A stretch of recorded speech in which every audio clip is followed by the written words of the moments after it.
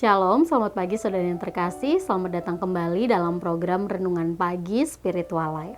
Perenungan kita pada pagi ini akan terambil dari Galatia pasal 1 ayat 11 sampai 23 dengan judul perikop Bagaimana Paulus menjadi rasul. Demikian firman Tuhan. Sebab aku menegaskan kepada kamu, saudara-saudaraku, bahwa Injil yang kuberitakan itu bukanlah Injil manusia. Karena aku bukan menerimanya dari manusia dan bukan manusia yang mengajarkannya kepadaku. Tetapi aku menerimanya oleh penyataan Yesus Kristus. Sebab kamu telah mendengar tentang hidupku dahulu dalam agama Yahudi. Tanpa batas aku menganiaya jemaat Allah dan berusaha membinasakannya. Dan di dalam agama Yahudi, aku jauh lebih maju daripada banyak teman yang sebaya dengan aku di antara bangsaku. Sebagai orang yang sangat rajin memelihara adat istiadat nenek moyangku. Tetapi waktu Ia yang memilih aku sejak kandungan ibuku dan memanggil aku oleh kasih karunia-Nya, berkenan menyatakan anaknya di dalam aku, supaya aku memberitakan Dia di antara bangsa-bangsa bukan Yahudi. Maka sesaat pun aku tidak minta pertimbangan kepada manusia. Juga aku tidak pergi ke Yerusalem mendapatkan mereka yang telah menjadi rasul sebelum aku, tetapi aku berangkat ke tanah Arab dan dari situ kembali lagi ke Damsyik. Lalu 3 tahun kemudian aku pergi ke Yerusalem untuk mengunjungi Kefas, dan aku menumpang 15 hari di rumahnya. Tetapi aku tidak melihat seorang pun dari rasul-rasul lain kecuali Yakobus, saudara Tuhan Yesus. Di hadapan Allah kutegaskan, apa yang kutuliskan kepadamu ini benar, aku tidak berdusta. Kemudian aku pergi ke daerah-daerah Syria dan Kilikia, tetapi rupaku tetap tidak dikenal oleh jemaat-jemaat Kristus di Yudea. Mereka hanya mendengar bahwa Ia yang dahulu menganiaya mereka sekarang memberitakan iman, yang pernah hendak dibinasakannya, dan mereka memuliakan Allah karena aku. Saudara, dalam perikop yang telah kita baca diceritakan bahwa Rasul Paulus mendapatkan kritikan berkaitan dengan berita Injil yang dia sampaikan dan juga tentang jabatan kerasulannya. Nah, kelompok yang menyerangnya adalah orang-orang Yahudi yang berusaha mengacaukan iman jemaat di Galatia. Oleh sebab itu dalam perikop yang tadi kita baca, dia ingin mematahkan kritikan dan keraguan yang ditujukan kepadanya dengan menegaskan bahwa sumber otoritas utamanya adalah Injil. Berita Injil yang dia terima itu bukan dari manusia, tapi dari wahyu Kristus sendiri. Mengapa hal ini penting? Karena pada saat itu ciri khas dari seorang rasul adalah bahwa dia dipanggil dan diperintahkan untuk tugas kerasulan langsung oleh Kristus sendiri.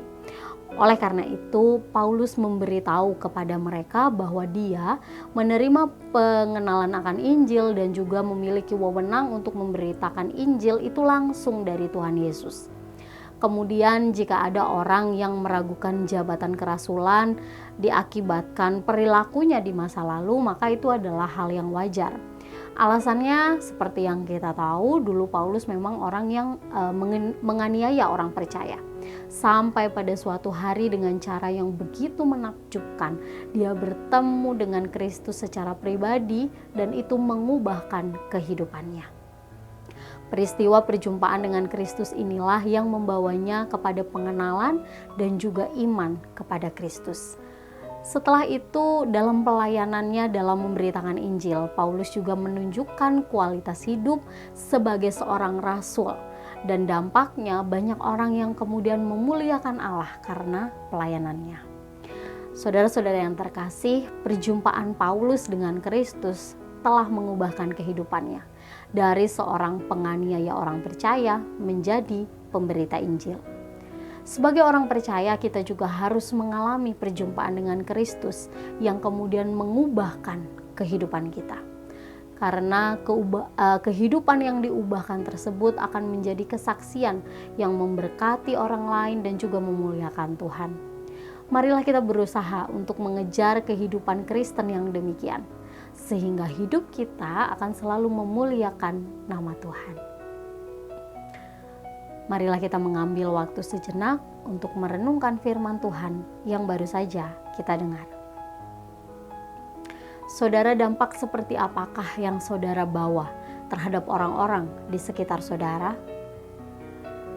Jika selama ini saudara belum bisa memberikan dampak yang memuliakan nama Tuhan, maka marilah datang kepadanya dan mulai mendoakan hal tersebut.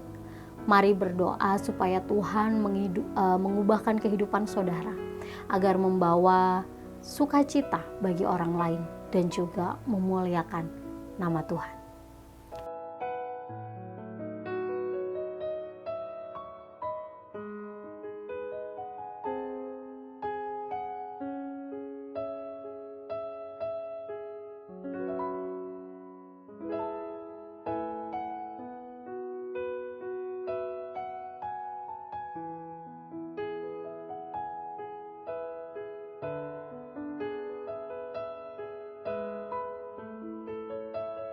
Demikian renungan kita, mari kita berdoa.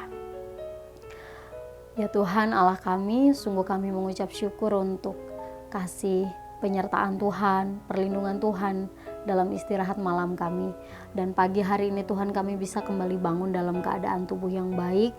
Kami bersyukur untuk hal itu Tuhan. Kami juga bersyukur Tuhan untuk kebenaran firman-Mu yang sudah kami renungkan bersama-sama, yang mengingatkan kepada kami bahwa sebagai orang percaya kami harus terus mengalami perjumpaan dengan Kristus, sehingga hidup kami semakin hari semakin diubahkan dan hidup kami menjadi sesuai dengan kehendak-Mu Tuhan.